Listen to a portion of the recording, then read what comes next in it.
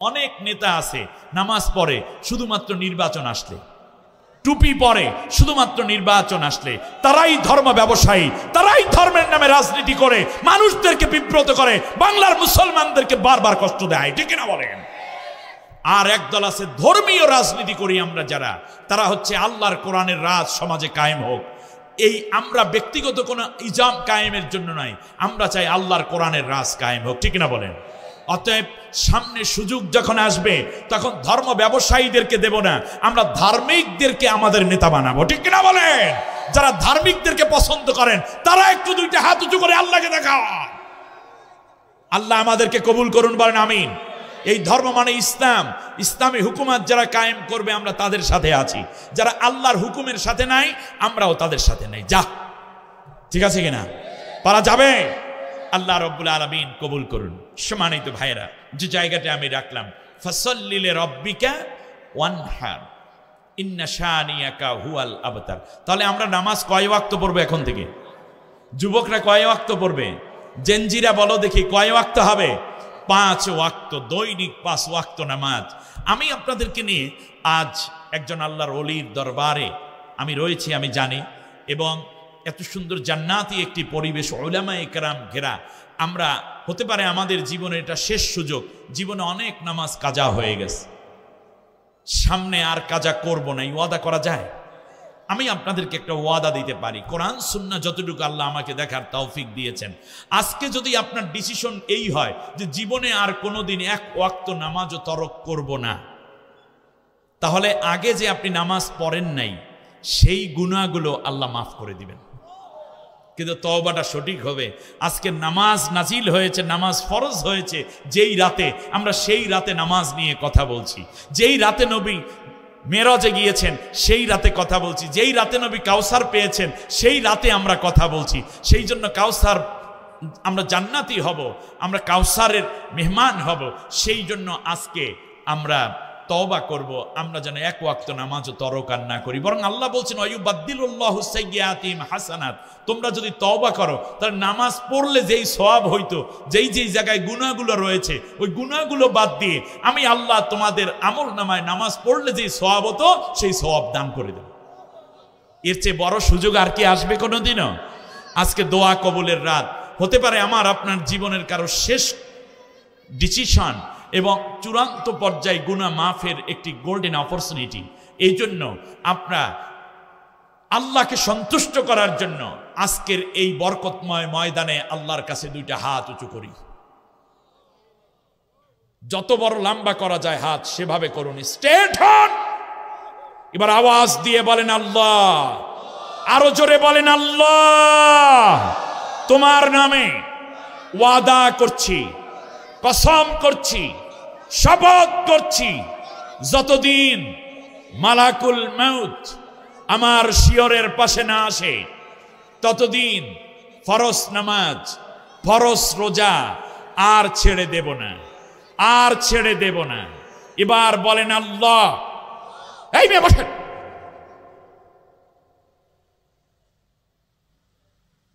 বলেন আল্লাহ।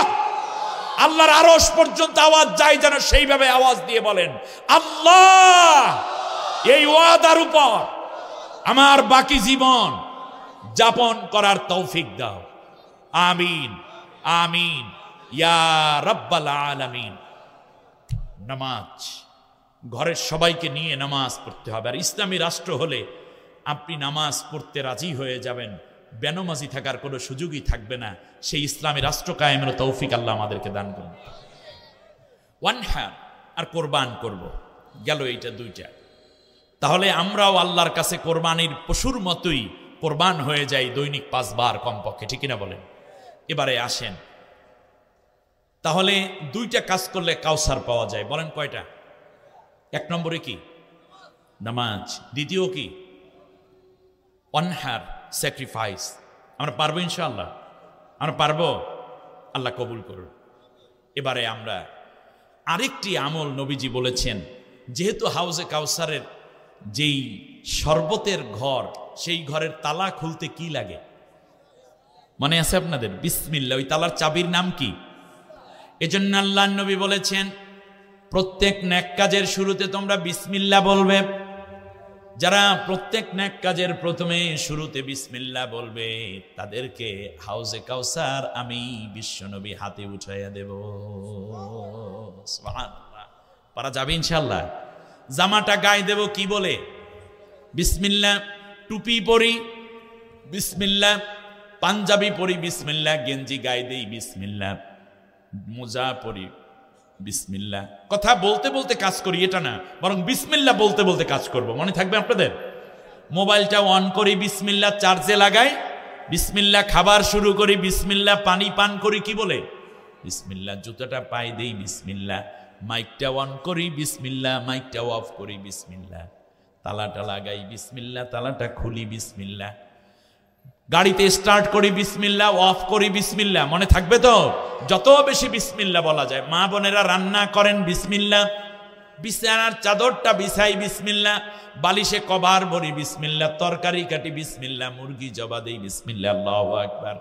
এমনি করে করে চুলায় আগুন জ্বালাই, গ্যাসের চুলা, লাকড়ির চুলা বিসমিল্লাহ। ভাত প্লেটের মধ্যে ঢেলে দেই বিসমিল্লাহ, তরকারিটা সুন্দর করে পরিবেশন করি বিসমিল্লাহ। প্রত্যেক নেক কাজে বিসমিল্লাহ যারা বলবে আল্লাহর নবী বলেন তারা আমার হাত থেকে হাউজে কাউসার পেয়ে যাবে। আল্লাহর নবী বলেছেন বিসমিল্লাহির রহমানির রহিম লিখতে অক্ষর লাগে 19টা। আল্লাহু আকবার। এই যে ক্ষেতের মধ্যে ফসল লাগান বিসমিল্লাহ, হাল চাষ শুরু করি বিসমিল্লাহ, ফসল কাটি বিসমিল্লাহ। এমনি করে করে যতবার বেশি বেশি বিসমিল্লাহ বলবেন, আল্লাহর নবী বলেন বিসমিল্লাহ লিখতে 19টা অক্ষর লাগে। কেউ যদি বিসমিল্লাহির রহমানির রহিম একবার পড়ে তার আমল নামায় আল্লাহ রব্বুল আলামিন 190টা নেকি সাথে সাথে লিখে দেন। সুবহানাল্লাহ। কতটা? 190টা নেকি। শুধু তাই নয়, আল্লাহ রব্বুল আলামিন বলেন আলাইহা 19 জাহান্নামের দরজায় রয়েছে 19 জন ফেরেশতা। কতজন? 19 জন ফেরেশতা, যারা জাহান্নামীদেরকে ধরে নিয়ে নিয়ে জাহান্নামে ফেলে দিবে। আল্লাহর রাসূল বলেন যারা প্রত্যেক নেক কাজের শুরুতে বিসমিল্লাহির রহমানির রহিম বলবে, এর পাশাপাশি প্রত্যেক ফরজ নামাজের পর 19 বার বলবে বিসমিল্লাহির রহমানির রহিম। কয়বার? না, এই সবক মনে রাখতেই হবে আপনার, জীবন তো চলে যাচ্ছে। কোন নামাজের পরে? শুধু এক নামাজের পর নাকি দৈনিক 5 ওয়াক্ত নামাজের পরেই? তাহলে আগে বিসমিল্লাহির রহমানির রহিম দোয়া পড়া না আগে নামাজ পড়া? প্রত্যেক ফরজ নামাজের দৈনিক 5 ওয়াক্ত ফরজ নামাজ পড়বেন, আর প্রত্যেক ওয়াক্তের পরে, প্রত্যেক ওয়াক্তের নামাজের পরে, ফরজ নামাজের পরে আপনি বিসমিল্লাহির রহমানির রহিম বলবেন 19 বার। কয়বার? 19 বার। আপনি যদি বিসমিল্লাহির রহমানির রহিম পড়তে পারেন, এমন হতে পারে সালাম ফেরানোর পর ব্যস্ততা, আপনি চলে যাচ্ছেন রিকশায়, বিসমিল্লাহির রহমানির রহিম 19 বার পড়বেন, ভুলে যাবেন না। কৃষি কাজে চলে গেছেন, বিসমিল্লাহ বলতে ভুলে গেছেন, 19 বার, কোনো অসুবিধা নাই। আপনি চলে যাবেন হাল ক্ষেতের মধ্যে, হাল চাষ করবেন, আর 19 বার কৃষক ভাই বিসমিল্লাহ বলবেন।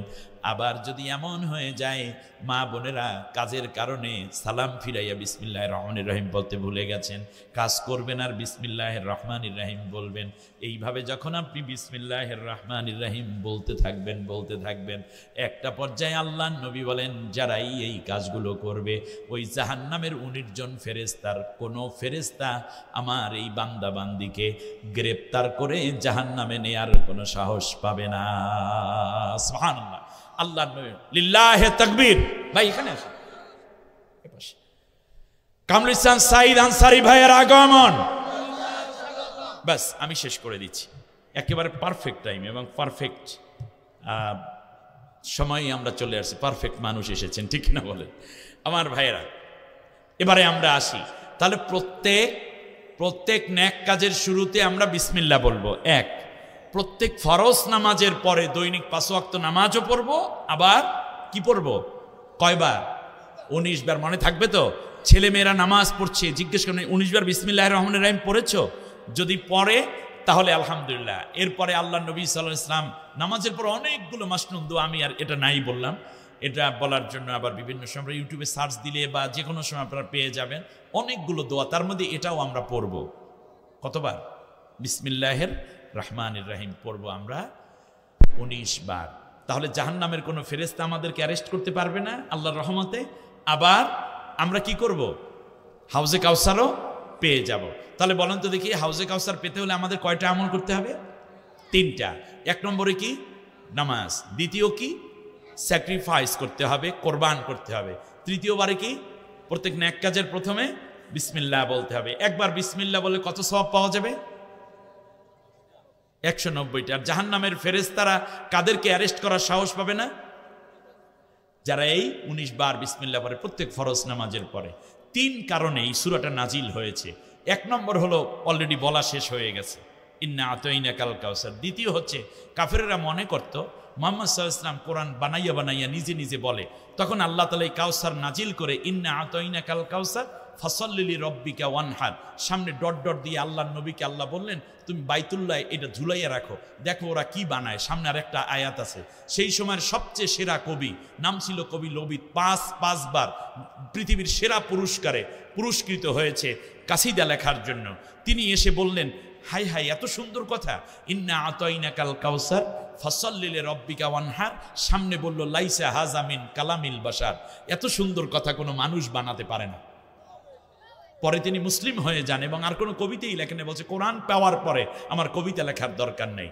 কিন্তু তৎকালীন একজন মিথ্যাবাদী কবি ছিল মুসাইলামাতুল কাজ্জাব, সে একটা প্যারোডি বানাইছে, ইন্না আতাইনাকাল আকাক ফাসাল্লি রব্বিকা ওয়াজহাক ইন্না শানিয়াকা হুয়াল আবলাগ। নিঃসন্দেহে হে রসুল আমি তোমাকে হুতুম পেশা দান করেছি। কারণ শুধু মিথ্যাবাদী, সে বলতেছে নিজেকে নবী দাবি করিয়া বলতেছে, আল্লাহ তাকে বলতেছে হে নবী তোমাকে আমি হুতুম পেশা দান করেছি। ফাসাল্লি রব্বিক, অতএব তোমার রবের জন্য নামাজ পড়ো, অঝাক এবং জোরে জোরে চিৎকার করে লাফাইয়া লাফাইয়া জিকির করো। ইন্না শানিয়াকা হুয়াল আবলাগ, তোমার রব হইছে বড় একটা বৃহৎ আকারের কালো বড় এক দেবতার নাম, নাউজুবিল্লাহ পড়েন। আমার ভাইয়েরা, একথা শুনে বিভিন্ন জনে বিভিন্ন কবি বানিয়েছে। আল্লাহ তাআলা বলছেন যালিকাল কিতাবু লা রাইবা ফি, এরপর আবার বলেছেন যে আইন কুনতুম ফি রাইবিম মিম্মা নাযালনা আলা আবদিনা ফাতু বিসূরাতিন মিন মিথলি। আল্লাহ তাআলা বললেন কোরআনের মতো একটা সূরা নিয়ে আসো। আচ্ছা একটা আয়াত নিয়ে আসো। ওয়ালাউ কানা বা'দুহুম বা'দান যাহিরা, তোমরা একজন বন্ধু বানাও, সাহিত্যিকদেরকে ডাকো, কবিদেরকে ডাকো, বুদ্ধিজীবীদেরকে ডাকো, কলামিস্টদেরকে ডাকো, আমার কোরআনের একটি আয়াতের মতো একটি আয়াত তোমরা কোনোদিন আনতে পারবে না। সুবহানাল্লাহ। আর তৃতীয় কারণে যে সূরাটা নাজিল হয়, এই সূরাটা সেটা হচ্ছে রাসূল সাল্লাল্লাহু আলাইহি ওয়াসাল্লামের একমাত্র পুত্র সন্তান, তার নাম ছিল ইব্রাহিম, বয়স যার 6 বছর, মারিয়া কিপ্তি রাদিয়াল্লাহু আনহার গর্ভে জন্ম নেয়া খুব সম্ভব, অথবা বিভিন্ন রিওয়ায়াত আছে সিরাত ইবনে হিশাম ইসহাকের মধ্যে। এই সন্তানটি যখন মারা যায়, শেষ পুত্র সন্তানটি, তখন আস বিন ওয়াইল নামের এক কাফের নবীর ঘরের কিনার দিয়ে যাচ্ছিল। রাসূল সাল্লাল্লাহু আলাইহি ওয়াসাল্লাম মৃত্যু সন্তানটিকে কোলের মধ্যে নিয়ে কাঁদতেছিলেন। তখন নবীর কান্না দেখে ওরা ভীষণ খুশি হয়েছে কাফেরটায়। তখন বলল বাতারা মোহাম্মদের ল্যাস কেটে গেছে। এর মানে বাবা মারা যাওয়ার পরে তাদের দৃষ্টিতে সন্তান হইল, অভিভাবক হয়, সন্তান বাবার ঐতিহ্য লালন করে, জায়গা জমি ঘর দাওয়াত যা আছে এইগুলা লালন করে। কিন্তু মোহাম্মদের আছে 4-4টা মেয়ে, এদেরকে বিয়ে দেয়া হয়ে গেলে মোহাম্মদের সংসারে লালবাত্তি। মোহাম্মদ যেদিন মারা যাবে কলমাও শেষ, ইসলামও শেষ, ইমানও শেষ, কোরআনও শেষ। অতএব মুহাম্মাদের যেহেতু ছেলে নাই, তার ল্যাস কেটে গেছে। আল্লাহ রব্বুল আলামিন তখন নবী আরো কষ্ট পেলেন, তার কারণ কাফেররা চায় মুসলমানদেরকে কথা দিয়ে কষ্ট দিয়ে কষ্টের উপর কষ্ট দিতে। তখন আল্লাহ তাআলা বললেন ইন্না শানিয়াকা হুয়াল আবতার, ও নবী তুমি মনোকষ্ট পেও না, মনে রাখবা তুমি একদিন পৃথিবী থেকে চলে যাবে, কিন্তু কোটি কোটি রুহানি সন্তান, কালেমার সন্তান এই পৃথিবীতে তোমার আমি ছড়াইয়ে রাখবো, যারা নিজের জীবনের চেয়ে তোমাকে বেশি ভালোবেসে তোমাকে ধারণ করবে, তোমাকে লালন করবে, তোমার বিরুদ্ধে কেউ কথা বললে জীবন দিয়ে তাদের মোকাবেলা করে তোমার সম্মান ইজ্জতকে রক্ষা করার জন্য। পৃথিবীতে বহু আবু জেহেল, আবু লাহাব প্রেতাত্মা আছে। কারো ছেলের নাম কি আবু জাহাল রাখে? আবু লাহাব রাখবে না, কিয়ামত পর্যন্ত রাখবে না। কিন্তু মুহাম্মদ শব্দটা সবার নামের সাথে আছে না নেই? আছে না নেই? এই যে শাইখ মোহাম্মদ জামাল দেখছেন, মুহাম্মদ লফজুল লিত্তাবাররুক আমরা রেখে দিয়েছি। মুহাম্মদ শব্দটা বিশ্বের সবচেয়ে প্রিয় নাম, সুবহানাল্লাহ বলে। তাই ওদের নাম মুছে গেছে, কিন্তু রাসূল সাল্লাল্লাহু আলাইহি ওয়াসাল্লামের সুনামকে আল্লাহ বলেন রাফা'না লাকা যিকরাক, আমি আল্লাহ তোমার নামকে সুউচ্চ করে দিয়েছি। অতএব এই 3টি কারণে সূরাটা নাজিল হয়। অপরদিকে আল্লাহ রব্বুল আলামিন বললেন, নবী বললেন যে 3টি কাজ করো তাহলে হাউজে কাউসার পেয়ে যাবে। আল্লাহ রব্বুল আলামিন এই ছোট্ট সূরাটি থেকে যা শিখলাম, যে ওয়াদা করলাম, এর উপরে আমাদের বাকি জীবন আমল করার তৌফিক দিন।